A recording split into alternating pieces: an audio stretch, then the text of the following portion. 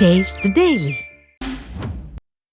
காவிரியில் திறக்கப்படும் நீரின் அளவு தொடர்ந்து அதிகரித்ததால் மேட்டூர் அணையின் நீர்மட்டம் 44வது முறையாக அதன் முழு கொள்ளளவான 120 அடியை எட்டியுள்ளது.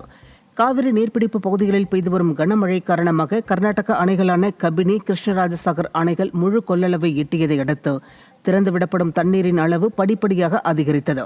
இதன் காரணமாக மேட்டூர் அணையின் நீர்மட்டம் அதன் முழு கொள்ளளவான 120 அடியை எட்டியுள்ளது. அணை கட்டி முடிக்கப்பட்டு 92 ஆண்டுகளில் 44வது முறையாக முழு கொள்ளளவை எட்டியுள்ளது. இதனால் அணைக்கு வரும் நீர் முழுவதும் காவிரி ஆற்றில் வெளியேற்றப்பட்டு வருகிறது.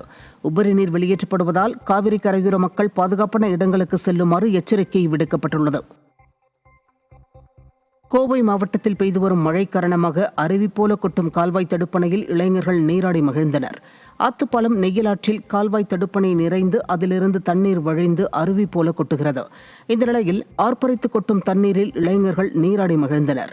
இந்த கால்வாய் தடுப்பணையை விடியா ஸ்டாலின் அரசு தூர்வாரி முறையாக பராமரித்தால் சிறந்த பொழுதுபோக்கு இடமாக மாற வாய்ப்புள்ளதாக பொதுமக்கள் தெரிவித்தனர்.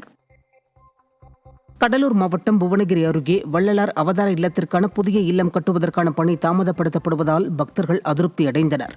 மருதூர் கிராமத்தில் உள்ள வள்ளலார் பிறந்த அவதாரம் இல்லம் சிதிலமடைந்துள்ள நிலையில் ஓராண்டுக்கு முன்பு விடியா ஸ்டாலின் அரசு புதிய இல்லம் கட்டப்படும் என அறிவித்தது.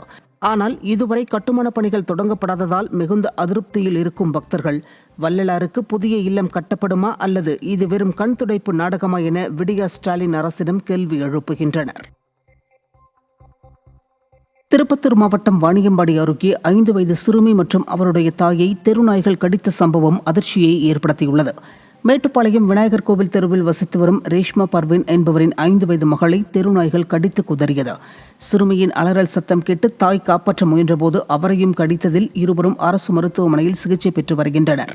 விடியா ஸ்டாலின் அரசின் பேரூராட்சி நிர்வாகத்தின் அலட்சியத்தால் சாலையில் அச்சத்துடனேயே நடமாட வேண்டிய நிலை ஏற்பட்டுள்ளதாக பொதுமக்கள் குற்றம் சாட்டினர்.